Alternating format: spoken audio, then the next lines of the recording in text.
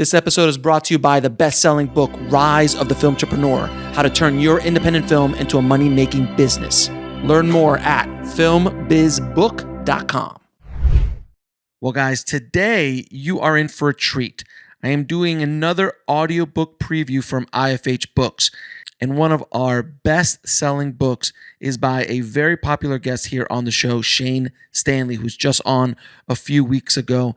And his best-selling book, What You Don't Learn in Film School, A Complete Guide to Independent Filmmaking, is plumb full of golden nuggets for filmmakers on how to actually put together an independent film in today's world.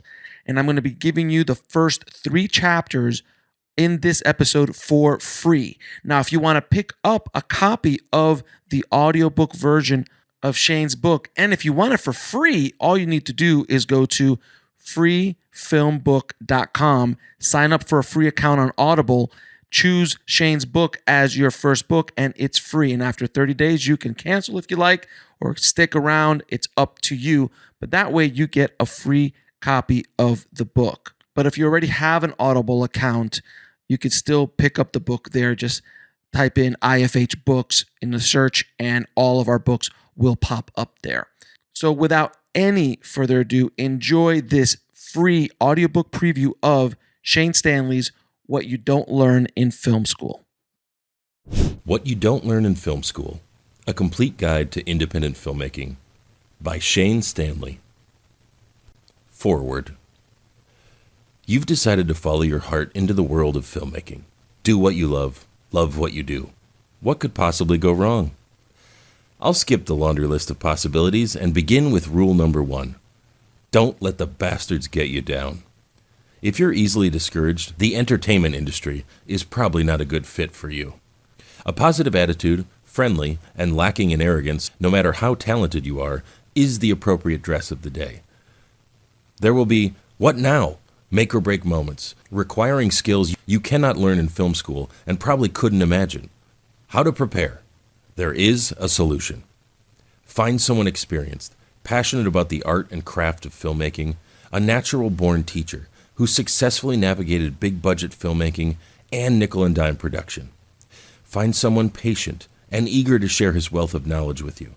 Someone who spent 30-plus years on a set in every capacity, from gopher to writer, producer, and director. Someone with real character who's willing to share. Wait, I found someone for you. Meet Shane Stanley. Perfect. You're in really good hands. Paul Williams, Oscar, Golden Globe, and Grammy Award winner, actor, and Hall of Fame songwriter. Introduction. If you picked up this book, you're wanting more. You're a writer, a poet, a photographer, a painter, a performer, an editor, a director. You're a producer, an entrepreneur, a hustler, a deal maker, a business person, and a visionary. You're someone with an idea and you want to share it with the whole world. You're an independent filmmaker. Congratulations. You're probably also a rebel. And if you think you're not, go to the closest mirror and look again. You'll need to find your inner rebel to succeed in this competitive, cutthroat, fulfilling, rewarding, roller coaster of a ride business of entertainment. Shane Stanley embodies all these traits. He's a bright light of optimism. When you speak with Shane, you feel as if anything and everything is possible. And no matter what walk of life you come from, you will need to nurture and develop the skill sets of selling your humility, confidence, passion, and enthusiasm in order to get your idea made. Some of you may be saying, why do I have to sell? I'm a writer, or a director, or a performer, or fill in the blank. That's a producer's job. But the truth is, and they don't teach you this in film school, in order to get your idea made, you always have to be selling. You always have to be gaining people's confidence and trust. You always have to be proving yourself, no matter how many credits you amass in your career. After all, you're asking for other people to put their faith and a lot of their money into your trust, aren't you? When I was a young filmmaker, I had no idea what I was doing. I was an artist with a hunger and drive, but no tools on how to get where I wanted to go. I wanted to tell stories, to make movies, to have people give me money to make the films that interested me. And along the way to my success, I was rejected, shut down, fired, and told I would never work in this town again. True story. I picked myself back up, dusted off the demoralizing setbacks, and chose to learn the much-needed lessons I took with me as I stepped back up to the plate and took another swing at bat. If you don't play the game, you can't possibly win. And you know what? I eventually made my way through the system. I learned. This is a business that's built on resilience, stamina, and attrition. If you stick around long enough and last through the tough times, you will find your own success. What I would have given to have Shane Stanley's knowledge at my fingertips to help me from stepping on the landmines of this industry. Shane's knowledge and experience in this book will give you what no film school can. A practical guide towards achieving the dream of having your idea reach the rest of the world. I invite you to dive in, find your humility, roll up your sleeves, and get to work. Adam Kane, director and producer. Before we begin, I don't know what it is about this godforsaken industry that makes people so crazy. Actually, maybe I do. Think about it. If you encounter someone who's striving to be a mechanical engineer, a biologist, or an architect, chances are they're pretty grounded and seem to have a realistic yet solid game plan when it comes to achieving their career goals. Now, do you ever notice the difference when you speak to an artist with or without a career plan? Maybe it's the passion that comes within creativity, or perhaps their attempt to bury deep-seated doubt with rays of hope. However, if you ask me, I think we're all nuts in our own way. It seems this business can bring out the worst or the crazy in some of the most level-headed people, and I don't think that diminishes when someone becomes successful. It only gets worse. Can you think of any other industry in the world where being deemed successful is essentially the equivalent of winning the lottery? You could be working as a dishwasher who is writing a script in your spare time when it falls into the right hands. Then, suddenly, you're the next Shane Black or Eli Roth. Maybe you're crashing on your friend's couch, technically homeless. Then you get that one audition and you're co-starring alongside Gal Gadot. I guess those odds can make anyone crazy, living this way on a day-to-day basis, but it's not just the artists. As we've seen recently, the upper echelon of ho-ho-wood have their own problems, in which how they behave, thanks to the media frenzy of late, and I don't think I need to elaborate on that too much more.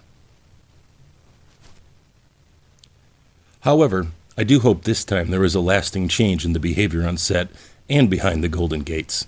It's long overdue. So yes, I believe you have to possess some kind of crazy to want to be in this industry, and I accept the fact that I, too, am guilty of being a little south of sanity. I mean, aren't we all just a bunch of tortured geniuses anyway? We have to remember this is a business, the entertainment business, and boy, is it entertaining. But every step must be crafted with a purpose and a plan so you're not running amok like an unsupervised inbreed in a Walmart. Having a strategy in place is key while surrounding yourself with people who support your goals. Not handlers or enablers, but others who better you, who better the project, plus have your best interest in mind. There's a huge difference between those, right? This guide is designed for the filmmaker, regardless of what part of the equation you make up. What qualifies me to spill this information? Fair question. I have amassed what you're about to read through my hits and misses spanning back from 1986 until now. In over 30 years, I've produced everything from industrial spots to #1 box office hits and anything you can imagine in between. And I do mean anything. I founded and operated a successful film company that's approaching its 20th year in business. Yay, us. And with the exception of a 2-year hiatus I took to go find myself, it has said Filmmaker on my tax returns ever since I can remember. And it's been an adventure, to say the least. I've been rich, I've been poor. I like rich better, if I'm being honest. I've been embraced. I've been shunned. While yes, it's nice to be welcomed to red carpet events and private parties in Bel Air, being an outcast has its perks as well. I believe if you're not pissing someone off, you're not being heard. Okay, I admit, that's the spin I've chosen to use while going through low phases of my career, when I've been neglected by my peers. I don't claim to know it all because I discover something new each day. It amazes me how much has changed, and yet things still remain the same. I also understand and respect that different tools work for different people. So I will do my best to keep this on point, yet entertaining, while attempting to cover as many bases as I can and appeal to as many of you as possible. Over the years, I have been very fortunate to make a cross-section of films ranging in different budgets for various outlets. I'd be lying if I didn't confess working above the line on a $20 or $30 million film didn't have a tremendous upside. But I'm happy where I've landed. Although it might not be as sexy or noticed by the general public, I tend to sleep much better making films for a dime, which I am confident will make back $1. And sleep is good, especially when it's been documented that 80% of studio films lose money. If the indie game is so good, then why aren't more people doing it? I'm here to tell you, it's not, and more people are doing it than you realize. But it's becoming much more difficult to turn profits in this era of VOD, video on demand, deals being the lion's share of sales for little movies. The returns can be a lot less, so making films that look good on the cheap are more important than ever, particularly with such an oversaturation in the marketplace. All of this while the bar continues to be set higher and higher with every new gadget that comes out. Drones, gimbals, and sliders have given us indie rats the ability and confidence to boost our production value. But like with everything else, they're becoming old hat, and filmmakers at the low level are constantly reinventing ways to up the ante. I hope most of this will be a fun read while educating you or reaffirming what you already know. For me, it will be cathartic in some ways, as well as painful at times, but I promise to remain transparent. Since I've produced a handful of films with respectable budgets and distribution, I am often asked why I prefer to play in low budgetville. It's simple. I like to work. For a guy like me, I'm lucky if a biggie comes around once every 10 years. Life is short, and I'm too passionate about telling stories, regardless of where they'll end up or how much of a splash they'll make in the marketplace. To me, work is the same whether I'm getting paid or writing a check to do it, which is more often than I care to admit. But every day that I'm able to wake up, look in the mirror, and say, "Good morning, filmmaker," life is good. Yes, sometimes I have wondered where the next paycheck will come from, or if anyone still gives a damn. My knowledge of this business paired with my talent to create means I'm still capable of making movies. That somehow I have always found a way to survive. I believe it derives from my ability to improvise and think outside my comfort zone. For example, there was a time I had never made a music video, until my good friend Brett Michaels gave me the opportunity and I seized it. To date, I've done countless videos and several have crash-landed on VH1's Top 20 Video Countdown. 2 were actually on there simultaneously. The same went for commercials and PSAs, which had similar success. I fell forward and trusted there would be enough water in the pool once I jumped in, so when I kicked my little feet, I managed to stay afloat. Let's face it, today you're either working on a $100 million studio picture, cranking out remakes, sequels, and prequels, or you're like me, trying to make independent pictures that most people will never even know exist. Your films are usually about everyday people in real-life circumstances that we attempt to mold into something worthy of holding one's attention for 90 minutes. While it's admittedly getting harder to survive in this business and get our fresh ideas produced, we have to realize the competition is overwhelming and occasionally can put us to shame. What do I mean by that? Well, if you choose the path of an independent filmmaker and hope to make a living as such, you must be able to crank out low-budget, high-concept films, and regularly, while navigating the sales, marketing, and distribution of your product. Otherwise, you should just consider making movies as a hobby and get a regular job. I have fortunately been invited to teach at film schools within some of the most respected institutions of our great nation, and one thing that is shockingly consistent is how little students are taught about the day-to-day realities of our business. It's not poor curriculum, rather simply the fact that you cannot emulate real-life circumstances in a classroom, the grit and spit that can only occur in a workplace. Over the course of this read, we'll go through different phases of the independent filmmaking process, from concept to delivery, and cover a lot of things they don't teach you in film school. I have always been a concept to delivery kind of guy. If you don't know what this means, I will break it down for you in layman's terms. An idea is hatched. I alone, or with a co-writer, sit in front of a computer and type the words "fade in" onto a blank screen.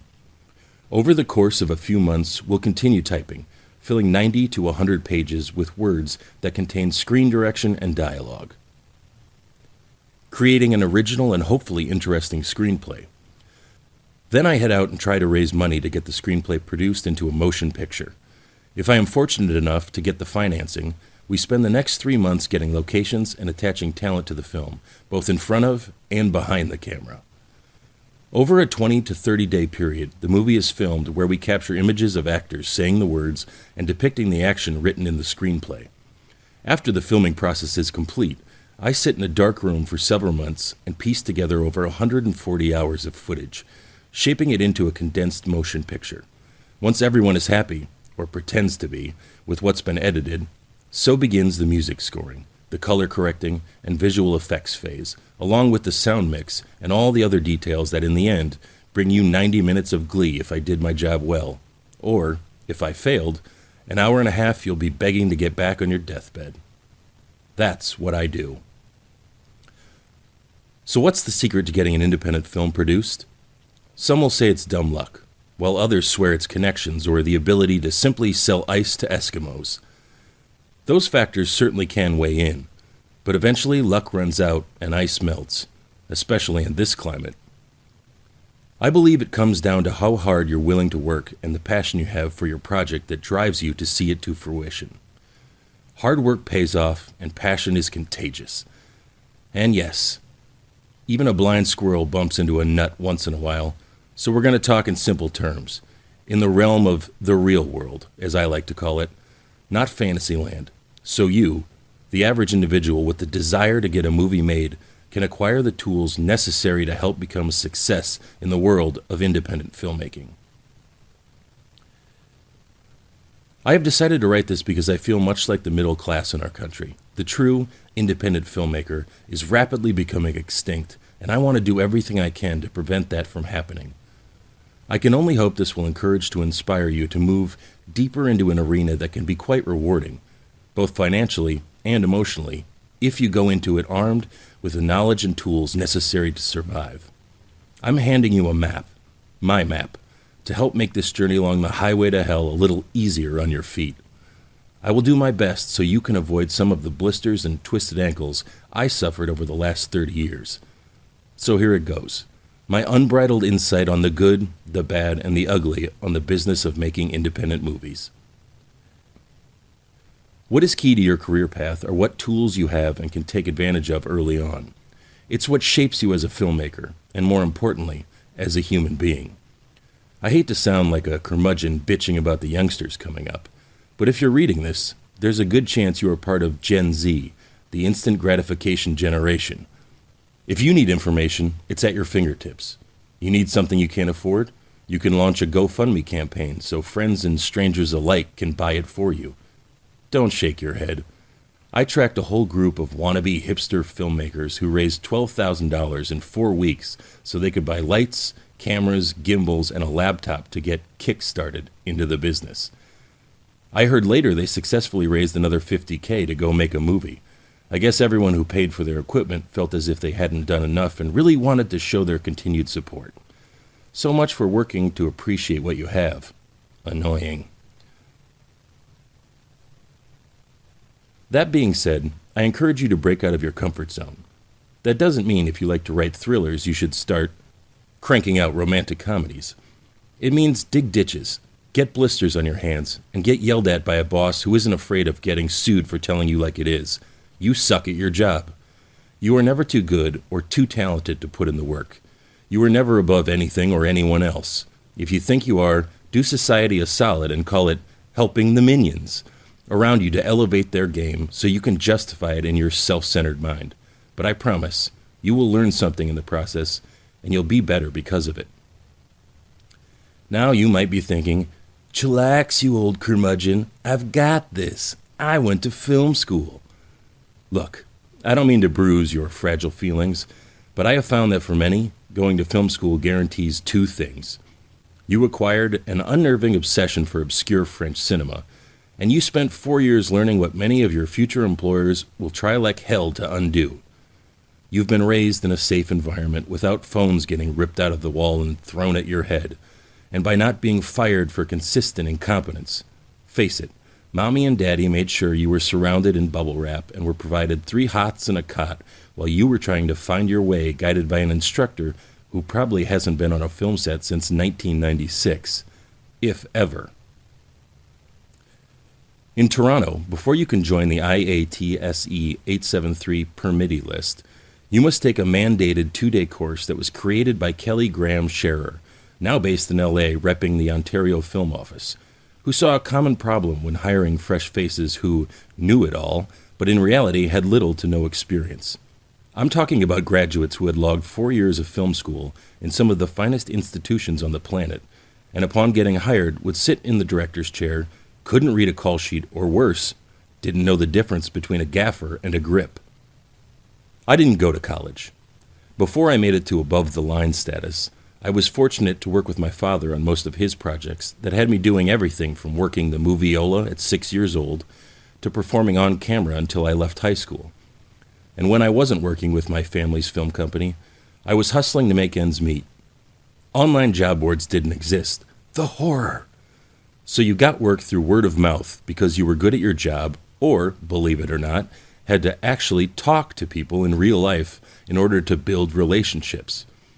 Or you found work by faxing in your resume before sunrise Sunday through Thursday to services like Crew Call, a pay-to-join employment agency that assisted you in landing part-time work. Not to mention, you wore tons of different hats. On any given day, I'd go from being a grip to wrangling cable, or getting some ungrateful prick his foam latte because he was too lazy to get out of his chair and get it for himself. In this business, you're either chasing it or it's chasing you. And the unfortunate fact is, if someone quit tomorrow, they wouldn't be missed.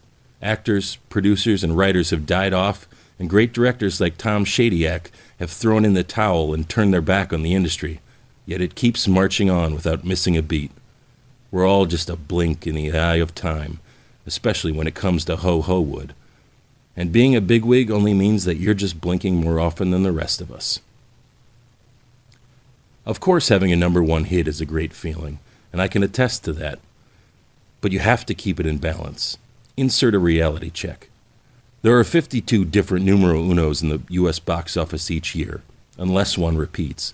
And considering the box office started back in the early 1900s, that's conceivably 5,668 films that have held the top spot. To put it in perspective, there have been roughly 30 world heavyweight boxing champions and only 19 U.S. presidents in that time span. What's going to be your staying power? For me, it could only be hard work, as I accepted the fact I wasn't going to set the world ablaze like George Roy Hill, so I knew I had to work that much harder to become relevant and stay employed. I'll pause while you Google George Roy Hill. I knew that I was investing in my future. Often I didn't get paid and was packing my own meals before heading out to pound the pavement. People today just don't invest in themselves like they once did. All too often it seems one's definition of self-investment is more about their willingness to take a pay cut on a fabricated rate they've set as a value for themselves, while making sure they're fed well and don't work more than 10 hours a day. Personally, I'd rather be on set making connections and honing my craft than sitting at home waiting for the phone to ring, even if it's for no pay and the day exceeds 17 hours. My point of all this storytelling? Do your time and earn your stripes. Trust me when I tell you that you will thank me later. At 23, I had the opportunity to meet with one of Hollywood's most respected producers, Neil Moritz. Yes, the same Neil Moritz we made Gridiron Gang with over a dozen years later. And he was kind enough to give me some insight on the business and what he thought a producer's role should be outside of the obvious. Neil was a huge help and encouraged me to absorb as much knowledge as I could. During our meeting, he handed me the production budget to a film he was producing. To be the best producer you can, start by learning what every job in this budget does and what role they play in making a movie. While I absorbed his advice, I couldn't help but wonder, isn't that easier said than done? I knew I wanted to be a complete filmmaker, but I felt telling him that at the time would have been the most ridiculous thing I could have ever said. I took Neil's advice and used the ammunition he gave me. I continued faxing my resume to Crew Call and phoned everyone I could who was working, simply offering to volunteer if they weren't hiring, as in work for free, at whatever position I could fill.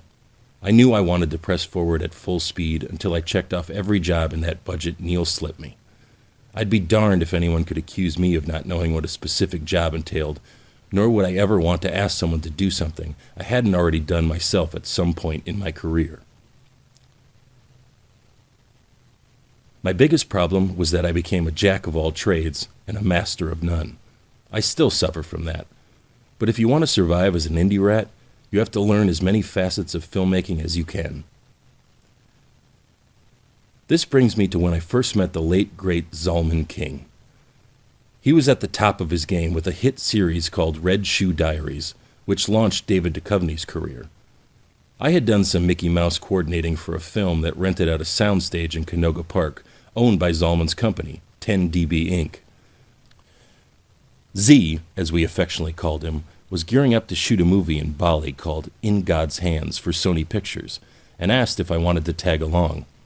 I didn't ask what my rate would be, what screen credit I'd receive, or any other nonsense I'm sure 90% of you would ask if this opportunity presented itself.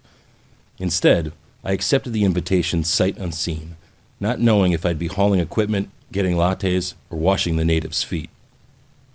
To me, it didn't matter what I was doing, as long as I was simply there doing something. I ran around for about a week getting my passport, typhoid shots, and other necessities for my first international trip. Upon arriving at LAX, I discovered I was being flown to Bali first class.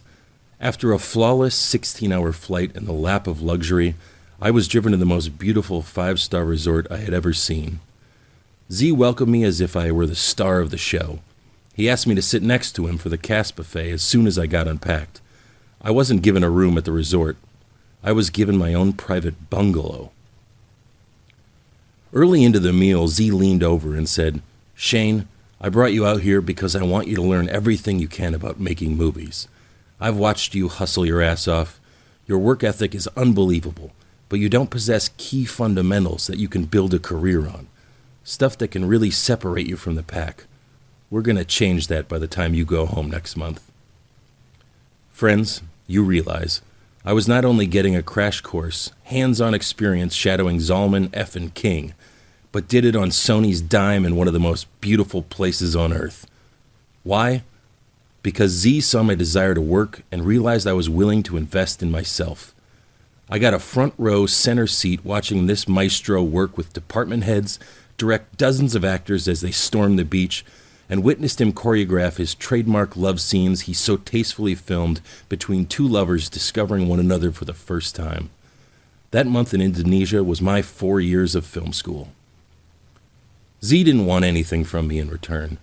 In fact, we remained dear friends and collaborators until his passing on February 3rd, 2012.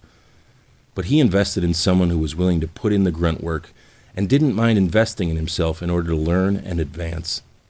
When an opportunity knocks, even at what could be seen as an inopportune time, take a moment.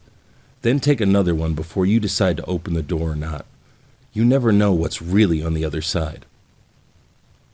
When I was invited to go to Bali, sure, I had reservations. It would be a month I'd be out of the workforce and feared what I could miss out on.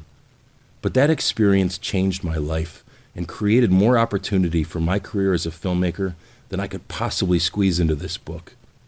At Z's memorial service, there were a lot of people in attendance this man took a chance on and presented opportunities. He appreciated the gifts he had, and his greatest joy was to give others a platform to succeed every chance he could. My philosophy has always been to do something each day before your head hits the pillow that will get you closer to reaching your goal. I don't care what it is. Write, study great films, collaborate with others, edit, grow. No one is going to give it to you, and I promise Ed McMahon isn't going to knock on your door and hand you $1 million check to get you kick-started. For this reason, I have always admired true filmmakers, the ones who know their craft and do whatever it takes to put it all together. Alexander Payne, Catherine Bigelow, and Robert Rodriguez are a few complete filmmakers who really inspire me. Sometimes their work fizzles without a pop, and sometimes they knock it out of the park. But it doesn't matter. With every project, they get better, honing their skills like a craftsman shapes a sword, and they do things their way. You have to earn every piece of real estate you can get your mitts on, and when you do, don't let go of it because there are countless people ready to rip it away in a split second. Make no mistake, surviving as a filmmaker who chooses to wear the boss hat is hard. Damn hard. Be prepared and know everything you're getting into before signing up for the job, so you're not setting yourself up for failure. Too many talented people quit after failing as all-encompassing filmmakers, usually because of pride, and lots of great talent gets left at the doorstep, or worse, the bus stop. If I may dip into a quick sports reference, just look at Wade Phillips, Rod Marinelli, and Todd Haley. These are all examples of successful NFL coordinators who turned into head coaches, but failed, and quite miserably, as such before doing an about-face and returning to their roles as coordinators again. Only on the second time around, more successful ones. Each worked his way up the ranks to achieve the role as boss, but for one reason or another, things didn't work out. That failure was actually a blessing in disguise. Think about it. If you fail as boss, remember, you did something right to become one in the first place. This is the reason you must allow yourself to learn from the experience, to go back and continue on your path to greatness. Every opportunity will present a new one, or at least shape you into what you will ultimately become. As you step out, wanting to venture off on your own and run the show by raising money to make movies you believe in, be sure you're truly ready to accept the challenge and take on the responsibility, as it's quite colossal. It comes with a lot of hits and misses, and the hits will often leave you black and blue. Success or failure isn't based solely on your ability to recoup an investor's capital, but also how you conduct yourself during the entire process. There is an endless funnel of wonderful and talented people who are incapable of leadership, but it doesn't mean they cannot be a huge asset or contribute greatly to our industry. Being a leader is tough. It's not just taking headship over 30 to 50 people and keeping them on schedule, rather carefully maneuvering with grace under pressure, all while keeping the morale high and showing sensitivity in order to get an actor to perform to the best of their ability. It's being able to negotiate fairly and call BS when someone is taking advantage of you, and learning when to cut off a dead limb or do everything in your power to revitalize it. So, you've read this far and still might be wondering, who the hell is Shane Stanley anyway? Good question. And you're not alone, as I too am still trying to figure that out. But all you need to know for now is that I'm just a guy with some experience under his belt that's here to help. Someone who started in this business when he was literally in diapers and, 45 years later, is still chugging along. I want to give future filmmakers the ammunition needed to succeed as they head out into the real world to tell their stories. Ammunition that only comes from hands-on experience. Chapter 1. Fade in. So, you've got a screenplay. We're starting here because this isn't a lesson in writing, rather one in filmmaking. You know, the part that comes once you actually have a script to produce. Now let's talk about this script.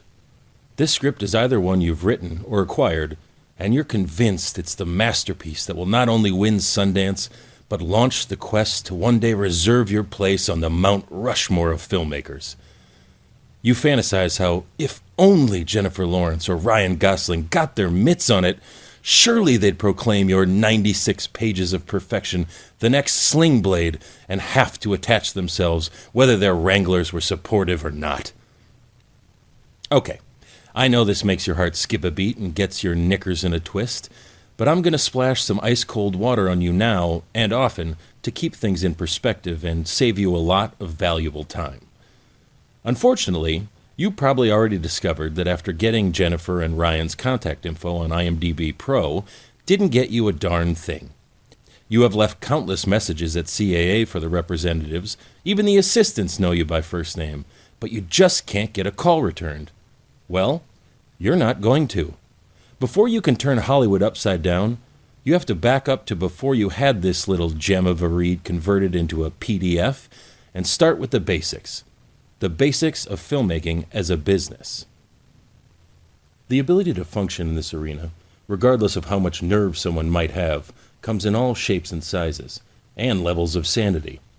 Hopefully by now you've accepted agents Jeremy Plager and Brian Lord aren't going to call on Jennifer or Ryan's behalf, and you're going to have to slum it with the rest of us. Face it, there's a big difference between what a person dreams he can do, what he's actually capable of doing, and what people will permit him to do. It's time to go back to the drawing board and cut your budget by 90%, retool your thinking, and accept the fact in order to get it done, you're going to have to become one of us, an independent filmmaker. When Waterworld starring Kevin Costner came out back in '95, Universal Pictures authorized the film's budget at a then record $100 million, which set a new benchmark for studio tentpoles. During production, the project was plagued by a series of overruns and setbacks, which large in part were due to being ill-prepared during pre-production.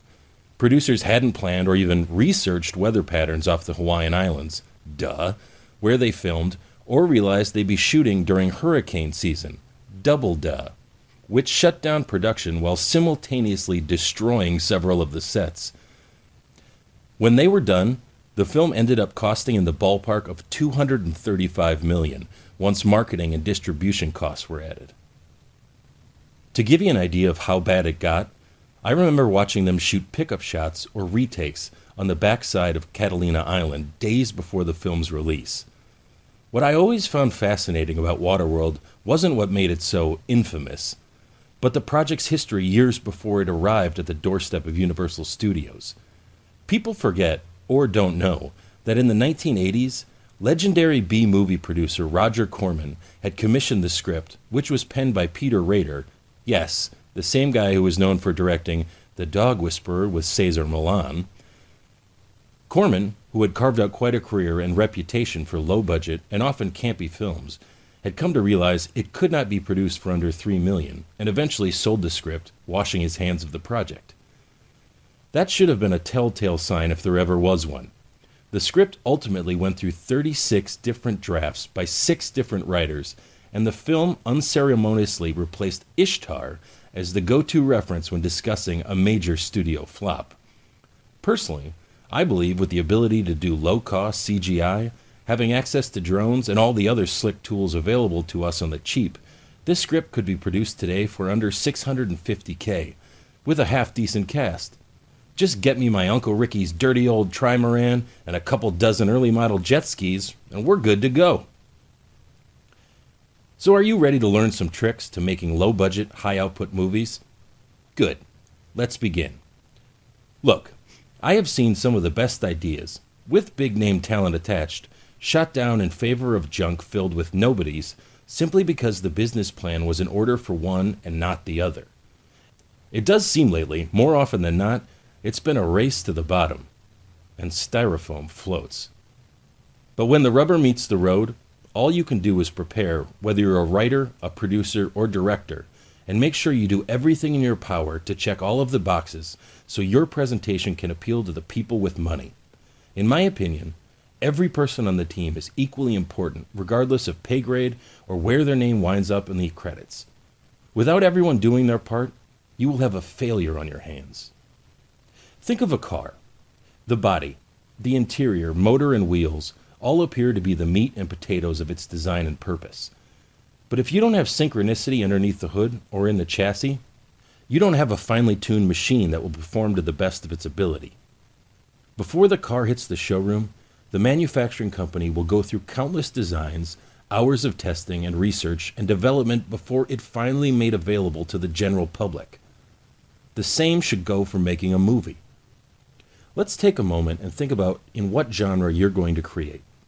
Will it be tried and true horror with a fresh angle following the more recent paths blazed by James Wan or Jason Blum?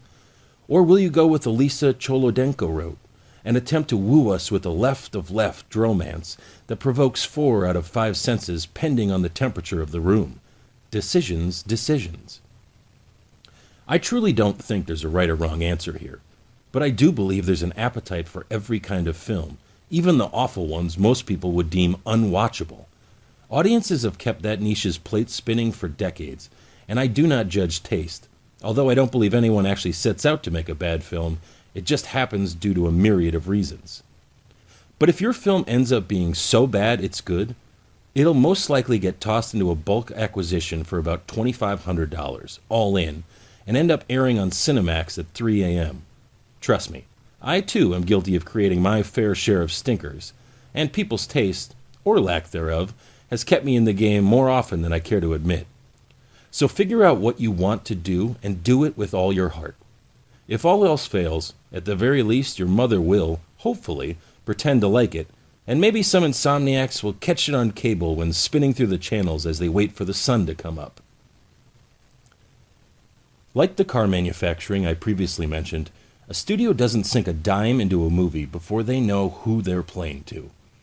Even though their formulas aren't always perfect, they do exhaustive due diligence before greenlighting a movie, and so should you. Just because you love a script or a topic and believe in it does not mean anyone else will.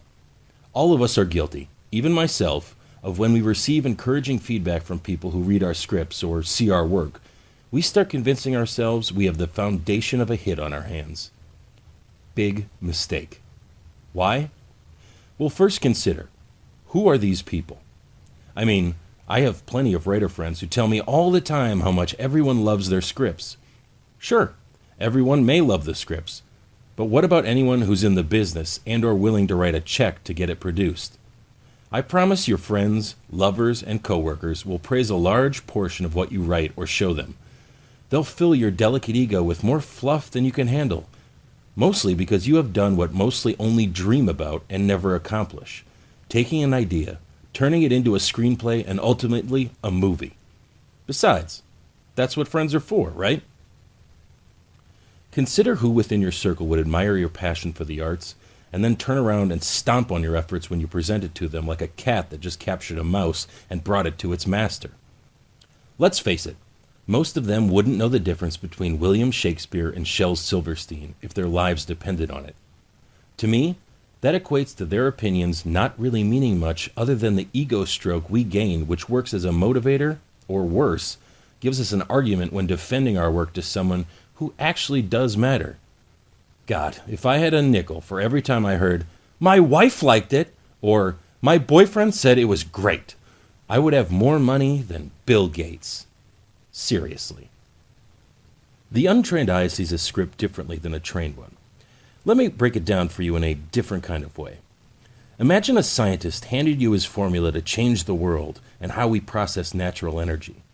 Chances are you would find it fascinating and incomprehensible at the same time. Why?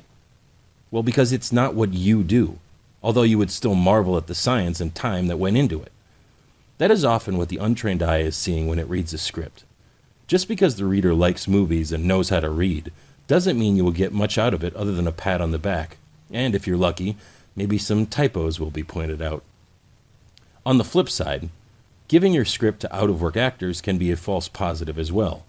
As one actor who I really admire once told me, "We'll admit the sky is green if we believe telling you it is will get us a part." Smart ones will play you like a fiddle to see if they can get in at the ground floor before you're off and running. The actor who is stockpiling screen credits for their IMDb page isn't focusing their concern on if the movie is any good or not. They're more worried about landing work, and as often as possible, so they can continue reaching their goals. Step back and request the opinions from people who at least know what the decision makers are buying and selling. Inquire with those who have nothing to lose or gain by telling you like it is, so you don't spin your wheels or ultimately end up with a six-figure coaster on your table in the form of a DVD if you're lucky enough to get it produced into a movie.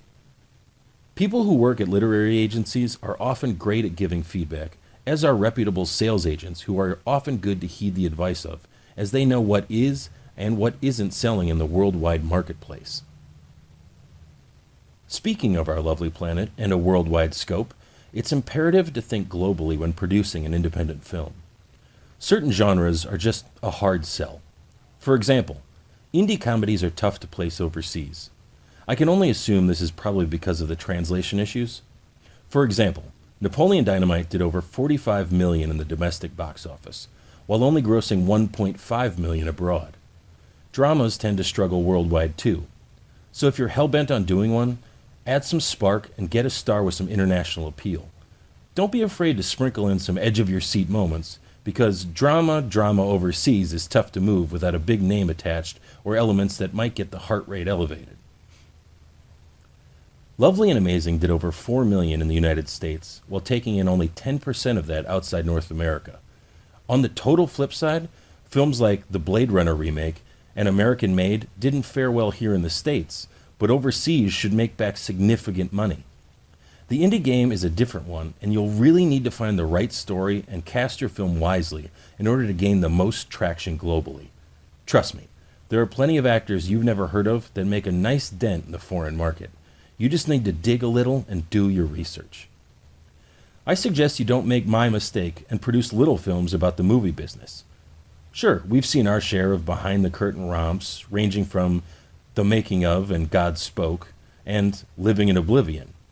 Yes, although they've landed on several people's must-see lists, that was 25 years ago, and they didn't make much money. However, I am hopeful James Franco's The Disaster Artist changes that, as I'm a sucker for films in that genre. Another thing you need to keep in mind is that here, in North America, violence is popular, but sex is still often covered up in a way when it comes to how it's portrayed on our televisions and in movie theaters. In Europe, sex is out in the open, but violence is not something like to exploit. Mixing the two is very risky. You can, however, turn a profit on thrillers, action flicks, and family films. I would lean away from horror, as the market is ridiculously oversaturated. Unless it's smart and you can crank it out with a well-known screen queen for less than $50K. A clever edge-of-your-seat thriller could be lucrative if you can pull it off. And if you can tolerate it, anything with snow on the ground, a dog, a cat dressed in obnoxious holiday sweaters while drinking hot chocolate is all the rage. Everybody loves Christmas. There's also a strong market for women in peril films out there, but be very careful what your view of in peril is. Trust me, no one is clamoring for films about sexual assault, especially now. Another thing to think about when settling on content is what actors you're hoping to attach to your movie. Consider if your content is going to be welcomed or if it's so out there you're going to risk offending the reader or your audience. I acknowledge we live in a pretty loose and liberal age where shows like The Deuce portray Maggie Gyllenhaal doing unmentionable things in a roach-infested motel, or the great Jon Voight dealing with endless over-the-top issues, including his most recent conundrum of taking too many little blue pills during a drug-fueled orgy on Ray Donovan. Remember, these are solid programs on major networks. The stars are beyond well compensated for their work and are also often producers on the show. Sometimes during the early discussion phases of a film, there's a level of comfort and trust that is developed between actors and filmmakers that makes this easier. Otherwise, the project filmmakers have nothing to prove due to their successful track record. Moving forward, the director can only break that trust versus someone new that has to build that trust. Think about it. There's a huge difference in the two. If you think your dark and twisted piece about a nun turned serial killer is going to get Jessica Alba to drop everything, leave her kids at home with a nanny, and sign up to make a modified low-budget film for Scale Plus, I've got news for you. You're going to be very disappointed. The gritty indie that a respectable star attaches to is usually a lot less of an indie than you realize. Take Monster, for example. You had a respected Golden Globe-winning actor turned producer in Mark Damon. Add to that, it was a perfect storm for Charlize Theron, who had really only done polished and glamorous films, to put on 30 pounds, play in the mud, and have the role of a lifetime killing men. But the surroundings for her was still safe, and she was made a producer on the film. I'm often asked how we got Jane Seymour for Mistrust, where she not only plays a mistress to different men, but the film includes love scenes between her character and 2 other characters. Timing is everything when presenting a project to talent. The script Tiffany Johnson and I wrote was tasteful, and we had a good rapport with her agency. From there, it was up to us to gain Jane's trust in making her feel comfortable enough to sign on. As you'll discover in reading through this book, relationships are the skeleton key to opening the right doors and closing deals. Without relationships and a good reputation, you don't get much in this town unless you have endless financial resources, and in reality, that will only get you so far. Any actor, particularly one who has self-worth, needs to feel a level of trust with a filmmaker to do what they're asked, especially when entering into content that is dark or sexual in nature. It's important to both gain and keep their confidence before assuming that you already have it. Plus, your crew needs to understand the level of respect they need to emit at all times.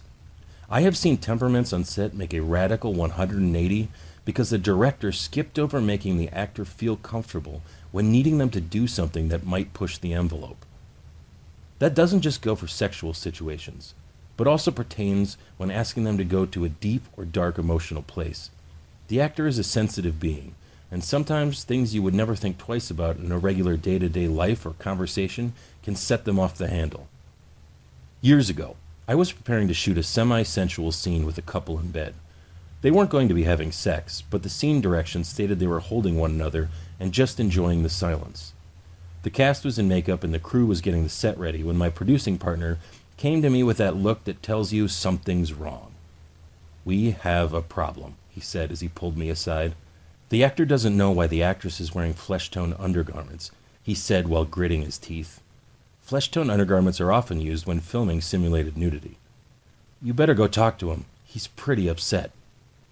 Understand, these 2 actors have already filmed love scenes that were fairly graphic in nature, and now he had an issue because they were to be under the covers simply holding one another in silence, while all you would see are his bare shoulders as she rested her head on his chest. When I walked into his dressing room, he was as red as a turnip and steam was actually coming out of his ears. "Why in the hell is she preparing for a scene that would portray us as post-coitus?" he said in suppressed rage. I was dumbfounded. You'd think I had granted him with the script changes that asked him to drop his pants and go running up and down the neighborhood buck naked in broad daylight as if he was high on bath salts. I couldn't figure out what set him off, but the reality was, it didn't matter. Why? Because I am the one who failed that day. I never discussed with my actors ahead of time what wasn't on the page in that scene, and what I wanted to show in this phase of the couple's relationship during the small window of time that would play out on screen. In reality, it was just a simple moment during a montage of their concise yet deep relationship. But I got comfortable, careless if you will, by assuming. What we had already filmed and where we were after 3 weeks of shooting, to me, it seemed like a no-brainer. The actress was on par with me, but clearly he was not, and it caused a divide between us that was never fully mended. Was he being oversensitive? I think so, but it doesn't matter. That's what actors are, and I was in the wrong. Who knows what was going on in his life that morning that could have set him off, but I wasn't in tune and believe we lost something that day we never fully got back. Nothing that the audience noticed, but you know when you know, you know? Speaking of the blueprint of thespians, one thing I did years ago, which was probably the best investment I ever made, was sign up for acting lessons. If you want to be a director, or perhaps anything on set, I think this is a good idea that, let's face it, it's all about the actors. Understanding the process they go through when they audition, when they prepare, and the manner in which they study to portray a role in something more complex than you might think. Being able to speak their language and understand the beast is key, and is something I have used as a valuable tool in collaborating and communicating with my on-screen talent during several phases of filmmaking. My initial plan was to sign up for a quick month and take what I learned and move on. Before I knew it, I had been in the class for over a year and found myself looking forward to it. I never told anyone my reason for being there, and in fact, I think this is the first I have ever mentioned it. I became one of them. After class, we'd go hang out at Jerry's Deli or go to some dive bar between Sunset and God knows where. I attended the plays of fellow classmates to show my support, and even would make time to help them prepare for auditions when no one else was available. I don't think I ever was around a more committed group that banded together to help push one another to succeed. Of course, once one of them makes it, they'll never talk to the rest of the class again. But I tell you, the time I spent around them when they were still striving to make it was contagious. I even landed an agent and went out on auditions with my only intention being to see what it was like on the other side. Like I mentioned before, actors are fragile beings, which is one of the many things we love about them, right? Their sensitivity and sensibility are high, and their antennas are usually fully extended, capturing every nuance that surrounds a set, which in turn allows them to deliver the key ingredients needed to tell our story. Don't you think you owe it to them to learn that process? Again, invest in yourself and take an acting class. Even go out on some auditions as actors trying to get a role. I bet it not only humbles you, but will also teach you a new appreciation for them and change the way you hold your auditions for the better. A quick side note to casting. As a filmmaker, I take those sessions very seriously. Trust me, we have a lot of fun, as does the talent when they walk through our doors. However, everyone who auditions for us is treated with the utmost respect. Yes, there will be people who won't look at all like their headshots, and some of them will be flat-out horrible actors. I don't care. You called them in, so give everyone the opportunity to read for you, and make sure they feel better about themselves because they did. I bet they deal with much more rejection and heartache than you'll ever experience. They cared enough to study and memorize your scene, or at least try to, got dressed up, skipped work, drove through traffic, found a parking spot, and hustled their ass up God knows how many flights of stairs to do a tap dance for you and your cronies. Don't you dare brush someone aside who is there in hopes of being a part of your project, or treat them any less than you would if Olivia Munn happened to show up on a whim and crash your audition. Everyone deserves encouragement, common courtesy, and a good, solid read. Imagine how you'd want your mother, sister, or brother treated if they were standing there trembling in front of a room full of strangers while the video camera was rolling. It's heartbreaking to think how badly some people can treat actors during an audition when they don't feel they are up to a certain standard. Advertising agencies are usually the worst. Believe me, I've had to use great restraint not to bitch slap a few marketing monkeys during casting sessions who discarded models and actors that weren't a perfect 10 by their standards. Human beings who were only hoping to be cast in some ridiculous regional spot that, in all honesty, was about as significant as a fart in a windstorm once it hits the airwaves in Slick Poo, Idaho at 2 a.m. Often actors will lean on you for input and guidance throughout the creative process, so it is important to show them you're available and easy to approach. Get in the habit early and practice patience and kindness. Life is good. You have dozens, if not hundreds, of wonderful people outside in the hallway who have gotten all gussied up, memorized lines, and are excited to show you what they can do. It's one of the easiest and most fun parts of movie making, in my opinion, and should be a happy time for us all, especially the actors. One of the best director-actor relationships I have ever had came from a casting session for a film we never made. Imagine that. Kim Matuka, the casting director and one of my all-time favorite people on the planet, put together 2 days of auditions with some of the finest talent I ever had the privilege of reading. An actor by the name of Jason Pace came in and read for the lead. He knocked it out of the park. I was moved by his audition and so enjoyed our interaction I just knew I had to work with this guy.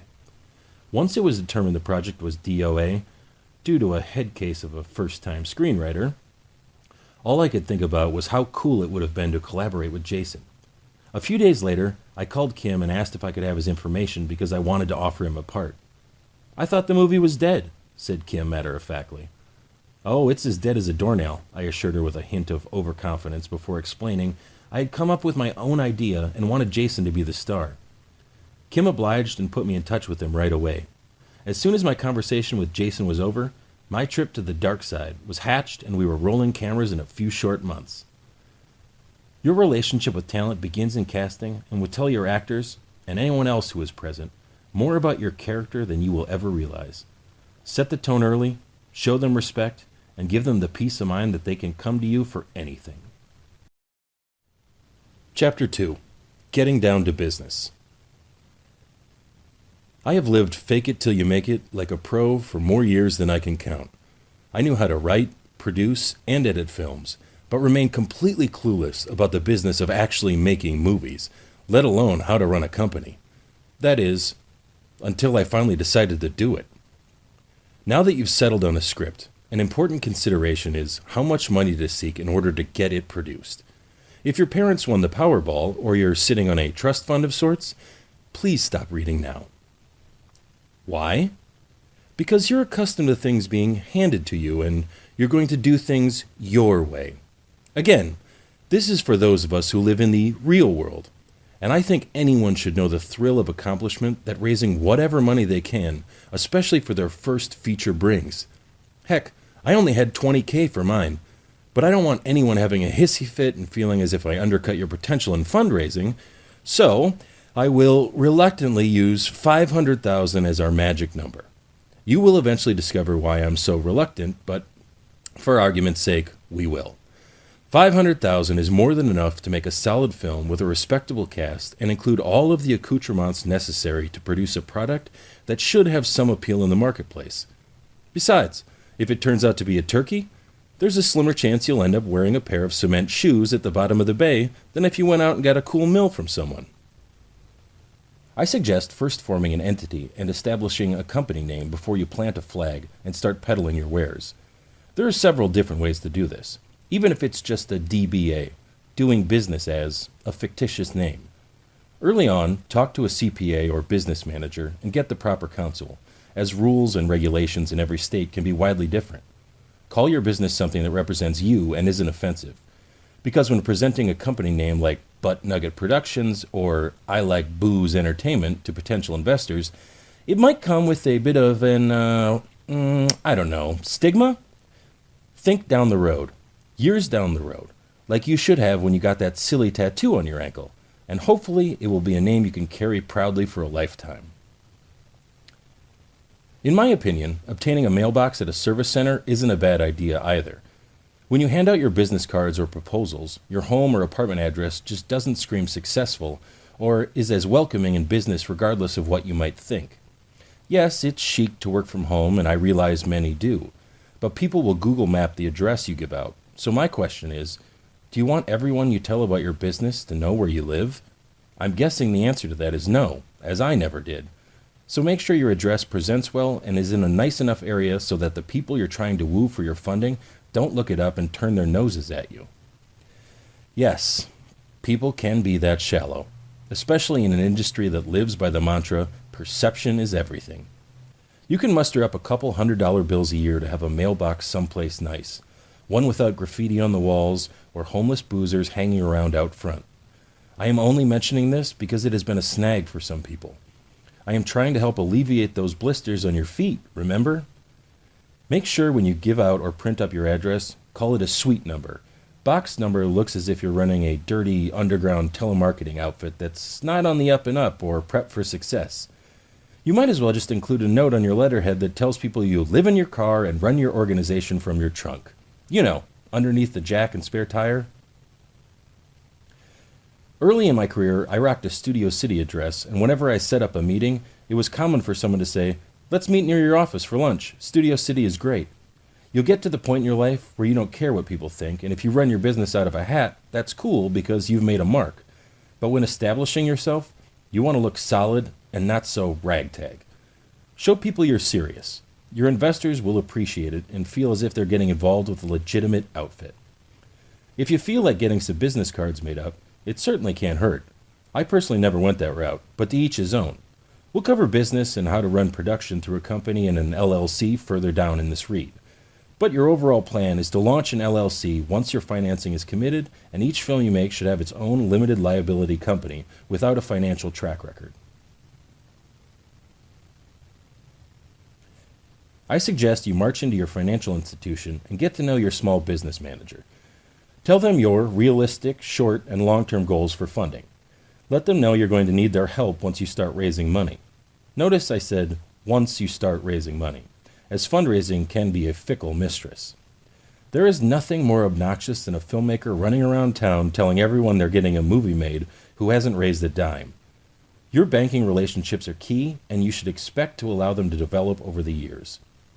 There will be so many things down the line your banker can help with, ranging from account setups, money wires, as well as any needed lines of credit for vendors or payroll. Bottom line, get to know your banker and make sure to give them a screen credit. You'll be a rock star at your local branch, whether you have $9 in your account or $9 million. Plus, they'll be thrilled to be a part of what you're doing. In a perfect world, your accountant or business manager can align you up with some good bankers who play in industry finance. It may be hard to crack that veil until you become a player. However, relationships are key, and the more good people in your corner who can introduce you to more good people is always beneficial. As I hinted to before, when you get your go make your movie money, do not run production in your name or through a permanent company entity. Limited liability companies were created for a reason, and it's simple to start one. For example, Visual Arts Entertainment is an incorporated production company that was established almost 20 years ago. When we make a film, take The Untold Story, for example, we created a limited liability company called Model A Productions. When we formed the LLC, we made sure the ownership, copyrights, and all that mattered reverted back to Visual Arts Entertainment, which was clearly laid out in our operating agreements and documents in the chain of title. However, day-to-day operations from the film's financing to its delivery were done through the Model A Productions. Filing costs for LLCs vary from state to state, but assuming you're in California, it'll run you $70. Put together a basic agreement, articles of organization, and get yourself an LLC. There are some boilerplates out there, but these are all things an attorney should put together for you as you get started. Once you have the necessary documents, you can reuse a lot of them each time you start a new project simply by updating them, so you only have to pay for those papers to be drawn up once. There are a couple of things you should know, which bit me in the ass early, so listen up. In California, the annual LLC minimum taxes cost $800 per calendar year, regardless of what month you start your entity. Now, if you run into January 1st of a new year, even if it's just for one day before you plan to close up shop, another $800 will be due to the Franchise Tax Board. So when it comes to time to cancel an LLC, do it early and allow at least 45 days for the paperwork to process within the Secretary of State. When I budget a film, I set aside $1,600 for the LLC, allowing it roughly a 2-year run. Within 90 days of forming your new entity, you'll need to send in $20 along with your statement of information. In addition, if you run $250,000 or more through an LLC, there will be a fee to the Franchise Tax Board, $900 in California. If you don't pay it early, look for a bill with another 10% tacked onto it. The IRS will assume you know that you need to pay this ahead of time. Keep in mind, if you don't budget for these fees, you'll be paying out of your own pocket down the line, so plan and budget accordingly. I think allowing $5,000 in legal expenses for your first film is a good estimate. Make it a habit to pay people immediately when they send you a bill. You needed everyone to drop whatever he or she was doing and jump on your business in a hurry, so have respect enough to pay them in a timely fashion. Keep every receipt and transaction record. LLCs that open and close quickly can be red flags for audits, so keep all your papers together. It's unlikely you'll get audited, but having proper paperwork and all your documents is paramount, especially if your investor decides to audit you and where you spent their money. They'll most likely have the right to do so, so be above board on your accounting. Go into every film assuming your investor will want to see the books and the IRS will conduct an audit. So if you treat your records as such, you'll never be caught with your pants down or looking like a deceptive crook. It always amazes me that companies can justify charging around $1,500 to run script clearance. And if you ever really go through the report, it can seem like a bunch of nonsense that someone just threw together by Googling everything in your screenplay and wrote out for you in great detail.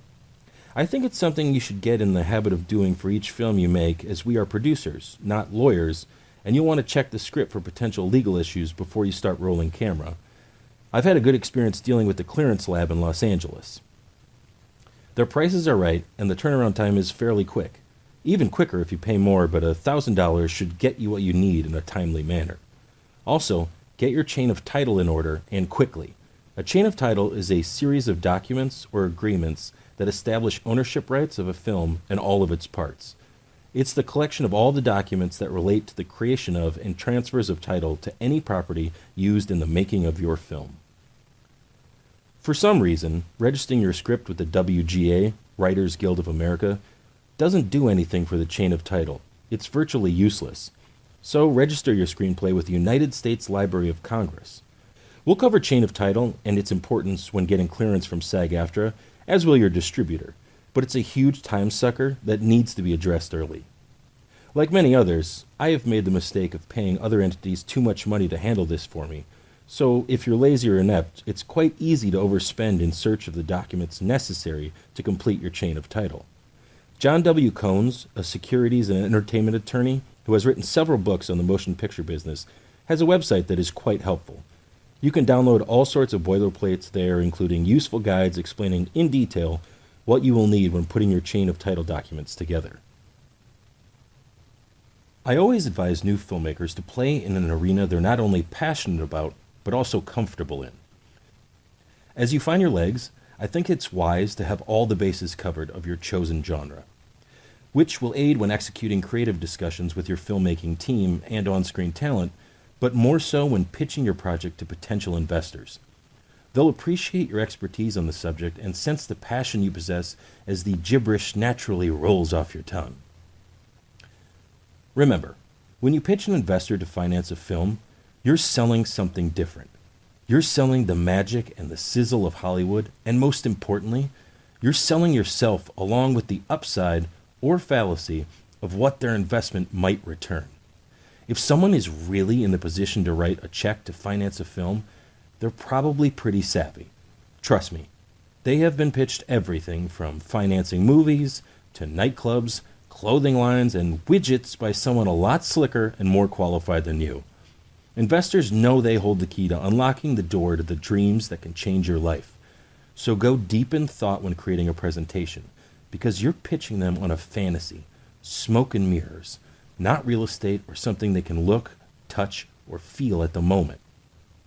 Something else to consider when pitching your project to an investor is what will they think of the film's subject matter. If your investors are far-right, ultra-conservative folk, elders of the church and pillars of the community, I'm guessing a flick based on a cult who feasts on hallucinogenic drugs and endless violence is probably not going to be their cup of tea. You laugh, but I cannot tell you how often filmmakers waste that coveted magic bullet of an opportunity to pitch something that's unappealing when it comes to the morals, values, and ethics of the purse strings they're presenting to. Also, if you don't personally know your potential investor, I suggest you find out as much as you can before you waste everyone's time or embarrass yourself. Google is a wonderful thing, so do your homework and research them. Nothing worse than going into a pitch meeting to talk about a film where a young girl runs away from home, then goes missing in the woods, only to learn Daddy Robux had a falling out with his daughter who took off into the woods and got eaten by a bear. If you think because their tragic background somehow runs parallel with your script, trust me, your storyline isn't going to suddenly become their passion piece in hopes of saving millions of girls in the woods from meeting the same fate. Unless you know them personally and discuss way ahead of time the idea of collaborating on something that's important to them they can be involved with, it ain't gonna fly. Your script littered with painful memories dropping on their lap is only gonna hurt or offend them, which will make the meeting end quick and leave a terrible taste in their mouth. I only reiterate this because I cannot tell you how often this actually happens. What to put in your film finance package is key. I offer things to be short and sweet with the less is more mentality. Keep paperweight to a minimum and realize the investor you're reaching out to probably has more stuff than they wish they already did cluttering his or her desk. Don't just add more to a bottomless pile they're loathing to get through anyway.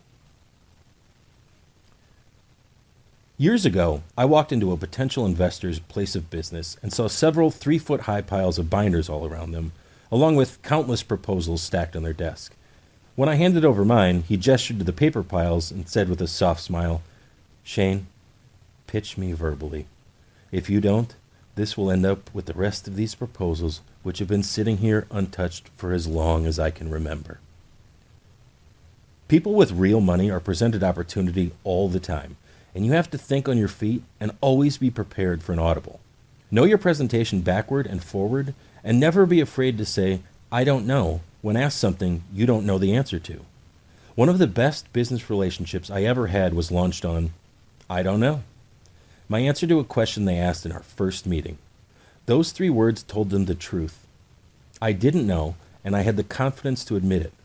I capped it with, "I will find out for you," which gave the investor a sense of security I wasn't going to tap dance or create some line just to appease him right then and there. It also gave me a great excuse to reach out the next day and get him the answer he was looking for, ultimately allowing me to close the deal. I don't think you need too much weight in the room. A simple proposal can include a summary about your film, your bio, the target audience for your end product, plus a distribution plan including similar films and how they did in the marketplace. You might want to bring a copy of your script so they can see it in person, but offer to email it to them later if they'd prefer. Again, a great excuse for a follow-up unless they've already read your script before the meeting. I don't recommend putting pictures of famous actors you may never get in your proposal. It just sets you up for failure and ultimately their disappointment. They might ask, "Who do you see starring in this picture?" That answer can be met with, "I'd like to spread the cast budget over 3 or 4 well-known actors to better the odds of our film's success in the worldwide marketplace. Almost like an ensemble." Trust me, they'll appreciate that. Everyone knows even Tom Cruise has a dud from time to time, and that can happen to any actor on any given film. Notice I use the words "our film" in there. It's the little things in your pitch that will help give you a snowball's chance in hell to getting that elusive yes. Think outside the box and keep things in the real world when giving investors comparables. I've used films in my presentations like Once, Lovely and Amazing, and Like Crazy. Films that cost under $1 million to produce and turned huge profits more realistic to obtain. Don't use examples like Juno and Paranormal Activity that made hundreds of millions of dollars, but also had major studios behind their release. Dig deeper than the obvious when listing comps and return on investment potential. Trust me, they'll sniff through the hype immediately. This is what they do all day, every single day. Imagine if you were pitched a real estate investment. You'd feel hustled if you heard about the investor who put up $50K and flipped it for $7 million a year later. But the story about a person who invested $200,000 and turned it into $250,000 seems more realistic. Base hits and doubles make sense to investors, and they'll be more apt to develop a sense of trust with you early on. The big difference between you and them, besides they have money and you don't, is you're looking at what's right in front of you and they're looking way ahead. You need money now in order to get your dream off the ground, but they're envisioning the conversation the two of you will be having a year from now. I promise your thinking is light years apart, no matter how often they smile and nod their head during your pitch. So speak carefully and clearly, always under promise, so you have a chance to one day over-deliver. If your investor turns a profit and makes their money back plus 15%, that's an attractive investment. But if they are anticipating making 5 times their money because you said they could, they will only be disappointed when things fall short. Always keep things in perspective so that any return can be seen as a victory and you haven't set yourself up for failure. About that presentation. What's the appropriate amount of time to give an investor to respond? I have found no 2 investors will respond alike or in the same amount of time. I could easily fill these pages with what not to do during the waiting game. I will say investors' answers will vary, and the time they take can be surprisingly quick or remarkably slow. I believe the best way to help avoid this uncomfortable phase of the game can be done upon close of your pitch meeting. When wrapping up, kindly ask, when do you think you might make a decision? This does 2 things. First, it subconsciously puts some justifiable accountability on them, and second, it gives you a timetable as to when you can expect to hear something, and if not, you have reason to reach out. Now, I have had the "I'll get back to you in a couple of weeks" turn into several months before getting an answer. I believe you have to look at every situation individually. I never once thought I was getting the brush off, and every time we spoke, it was usually them calling me before their next deadline to reply. I will also say this particular investor has been the most fruitful partnership of my career, so delay doesn't always equal failure. But don't be the victim of someone blowing you off either. The more I think about this topic, the more I fear I may need to write a separate book about it. Or maybe we'll just need to schedule an open online chat one day. Remember, you never want a potential investor to feel rushed into making a decision, and you certainly never want to come off sour if they pass. Several investors who have turned me down have circled back and funded my projects. Why?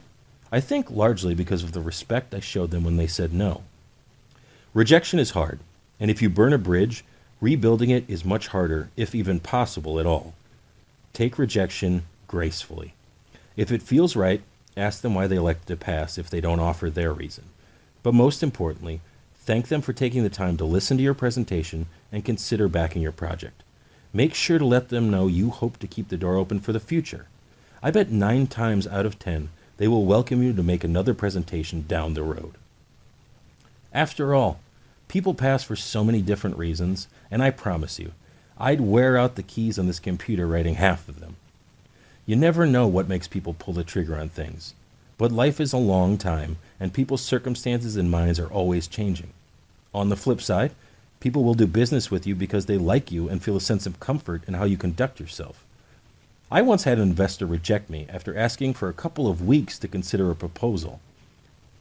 After I thanked him for his consideration and explained I respectfully understood his decision, he did a 180 right there on the phone and agreed to finance the project, as he only wanted to test my personality by giving me a false no. He explained how he often does that when he invests in people and makes a final decision based on their response to rejection. Something about true colors coming out or something? I don't know. To each his own. You have to learn to be well-versed in what the opposition is thinking. Any Army general or sports coach will tell you that's the key to a successful battle plan. There have been countless articles written to help save potential investors from getting hosed by bad investments and scams surrounding the entertainment business, especially after people like Joseph Medawar have done so much damage. Business managers and CPAs strongly discourage their clients from investing in film and stay employed by guiding them to keep their money where it's safe and sound. Pitching to investors is its own kind of game. Not a deceptive game, but the slightest wrong move can turn them off entirely. You have to be smooth, calculated, and debonair, all while taking your time and not looking at all desperate. If an investor is led to think they're the only option you have, they will quickly gain the upper hand, but at the same time, they need to feel like they're the only person you know with money. To say you're tap dancing on landmines and walking the razor's edge when courting a potential investor is a severe understatement. Chapter 3. Keeping Secrets. I come from a time when keeping a secret was part of everyday life and not difficult to achieve. I discovered this at the tender age of 5 when I inherited 2 older stepbrothers and quickly learned what it meant to keep things under wraps. If I witnessed one smoking a cigarette at the bus stop or the other making out with his girlfriend during Sunday school, gasp! There were severe consequences for telling anyone. I wish it were still that way. Trust is all we have. It seems since the emergence of social media, nothing is no longer private. Maybe that's because everyone shares what he or she is having for breakfast, or how many times they reached climax on Valentine's Day. But I find nothing is truer when dealing with the elements of independent film. People just can't keep their mouths shut. Studios and networks are smart. Everything you get is watermarked or coded with your name on it, and if you share it with anyone, you'll notice clumps of your hair will start falling out, you'll develop red blotches all over your skin, and your heart will just flat out stop. Kidding. But if they did find out, they could take back your pay with outrageous penalties and most likely sue you for irreparable damages before tossing your ass on the blacklist. And I don't mean the one on NBC starring James Spader and that girl with the silly wig. It's unbelievable how badly everyone wants to pass around a script they're involved with, or share the rough edit of an unfinished film they're cutting, or worse, spill information that just isn't anyone else's business.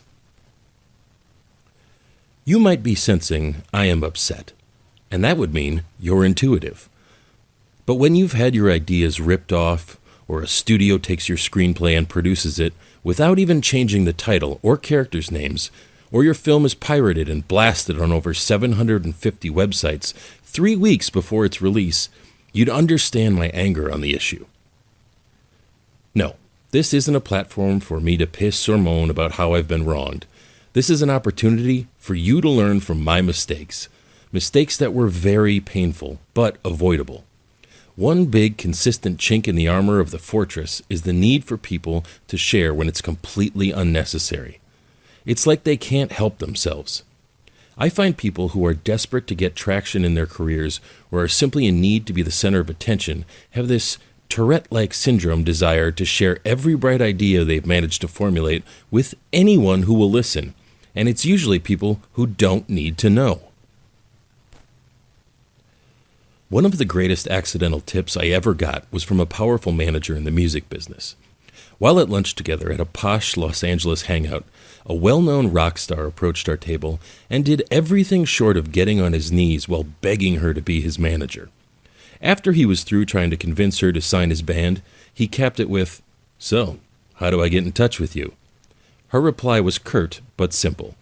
"If you don't know, you don't need to know," she said before turning back towards me and continuing with our conversation where it left off prior to being interrupted by the multi-platinum selling artist.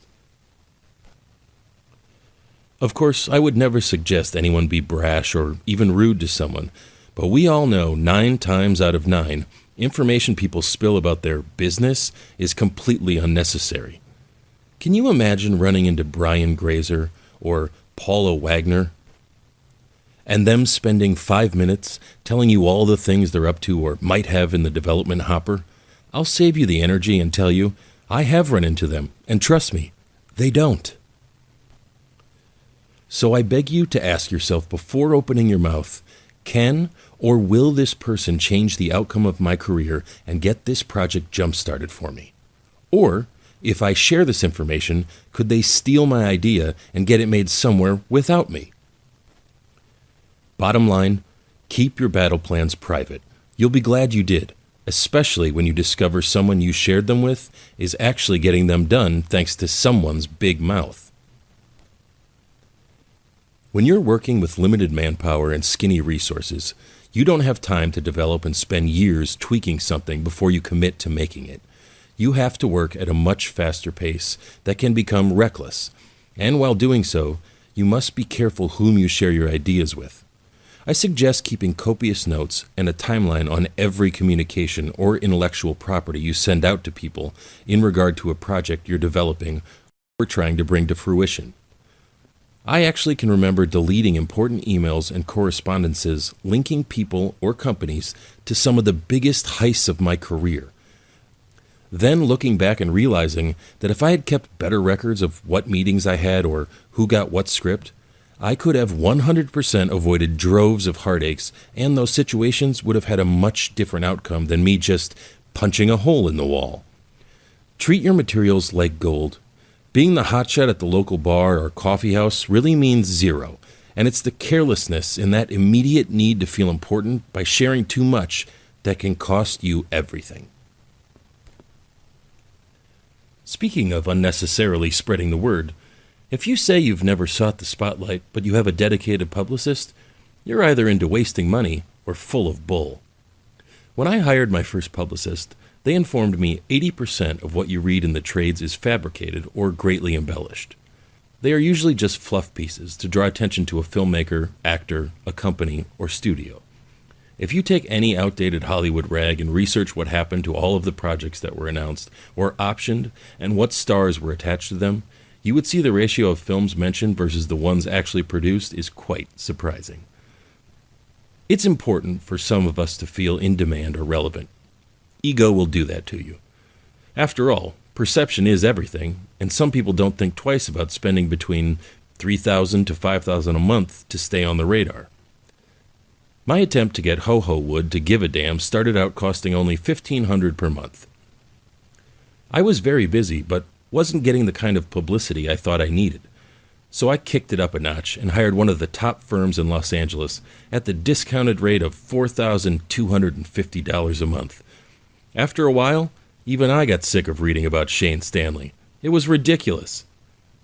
It's human nature to want to spill the beans, share the news, or seem like a player amongst your peers. Question is, can you afford to keep it up long enough to make the world think you really are the next best thing? Or worse, by doing so, are you alienating the people who would normally work with you? I had that problem. There was a very dear man who would reach out to me a few times a year and overpay me to shoot and edit some projects for a foreign output deal he had. He put a lot of groceries in my cupboards over the years, if you get my drift. A year or two went by where I didn't hear from him, so I reached out to touch base. I learned he was busier and more successful than ever, and although I was giving people that same impression on a grand scale about my career, that couldn't be further from the truth. When I asked why he hadn't called me to work together, his answer was simple. Shane, I can't remember reading about a producer more since Robert Evans. Every time I crack the trades, you're busy with a new project, and clearly, you don't have time for me anymore. That was like a kick in the teeth. The truth was, I thought by spending all that money, I would get more work, and it backfired. Big time. I needed guys like him to keep calling me, but he had moved on. It was certainly a self-inflicted casualty on my part, to say the least. Us mortals can never compete with the folks or the machine who can afford to have top publicists on retainer.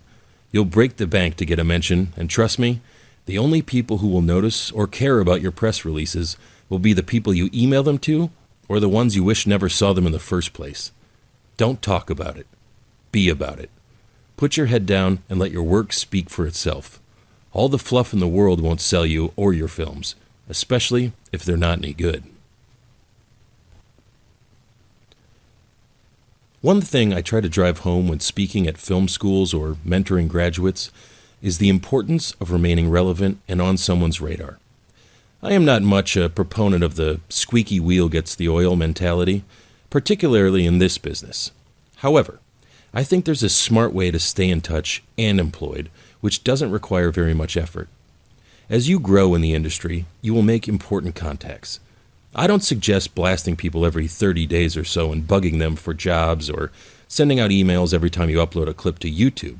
That gets annoying, especially when you're shooting skits in the living room on your iPhone co-starring your cat. In addition to wishing someone a happy birthday or holiday cheer, take 2 days, maybe one in March and one in September, and reach out to those in your contact list for no other reason than to say hello. See how they're doing. Don't try and sell yourself. Don't pitch anything, and for goodness sakes, don't ask if they have any work for you on the horizon. By doing this, you're nurturing relationships that aren't just centered on, what can you do for me? Face it, genuine human interaction is becoming more endangered these days than the whooping crane. For me, it wasn't uncommon for these discussions to turn into, Shane, I'm so glad you reached out. Are you available next month for a shoot? Or, can you send over your latest reel? I have something in the works you might be perfect for. Those calls or emails won't cost a dime and will probably generate more opportunity than spending thousands of dollars on a publicist ever could. Of course, there might be times you could need something from them, and that biannual correspondence can make getting a script read, a pitch meeting scheduled, or a favor for a friend who needs an introduction that much easier. I have found when you reach out to people when you don't need something, sure makes it a heck of a lot easier to reach out when you do. I know this might seem trivial, but I cannot emphasize enough the importance of being kind and courteous to assistants. Never forget they are the gatekeepers. When you're polite and friendly to the assistant, you'll be surprised how much quicker your calls get returned and meetings get on the books. After an assistant sets up a meeting or a phoner for you, make the time to call or drop them a note of thanks for arranging everything. They're busy and deserve respect, as much so as the person you're hoping to connect with. People usually treat assistants like crap, And remember, in this industry, the assistant who's jockeying phones today can become very important to you in the future. I remember when David Levine was an assistant at Mandalay. Today, he is the senior vice president of programming at HBO. Yeah, David's done all right for himself. If ever someone in this business advanced because of his or her knowledge, work ethic, and communication skills, it's David. Anyone who knows him will attest to that. I've never hesitated reaching out to David once he achieved his success because I'd like to think I treated him with respect and appreciation when he was the one answering phones for his boss. People will want to work with you if they like you. I know this seems obvious, but you'd be surprised how often a less talented individual is hired simply because decision makers prefer being around them more than the other choices available. We all have opinions and are entitled to them. However, your religious or political views are usually the first red flags that can cause people to keep away, especially if you're dogmatic about either of them. You know the old rule of thumb when a family gathers, don't talk about religion or politics? I believe that applies even more so on a film set. Of course, normal discussion about either topic are healthy and can form some great relationships. However, know the time and the place as well as your place to determine whether or not it's something you need to discuss. If on set and news breaks, which it will, about a tragic event, a social issue, or something significant, don't race to be the first one to blurt out a tasteless joke or an opinion in hope of getting a laugh. Be sensitive to the feelings of those around you and how the news might impact them. It's not only common decency, but on the flip side, your poor judgment will get back to the people who sign your checks. After all, you wouldn't want to come off like Michael Flynn trying to lead everyone in a "lock her up" chant while in a room full of, well, anyone, really. You get my point. There's a time and a place for your opinion, and unless you're the one in charge, be extra mindful. Actually, be mindful no matter what. Quick story. When I was producing Zalman King's final movie, news broke between takes that Steve Jobs had died. Within seconds, everyone had an opinion or a comment about the tech giant's passing. Most were genuine with heartfelt sorrow, while others were not. See, only a few of us knew at that time Zalman was fighting terminal cancer and that he too would most likely be dead in a few short months. The comments that came from a couple of unknowing and careless crew members were beyond tasteless, and for the first time since I was aware of Z's illness, saw a look on his face that I hadn't seen before. He was having a sudden realization about his own mortality. Needless to say, those insensitive people on the crew were replaced and never welcomed back to set.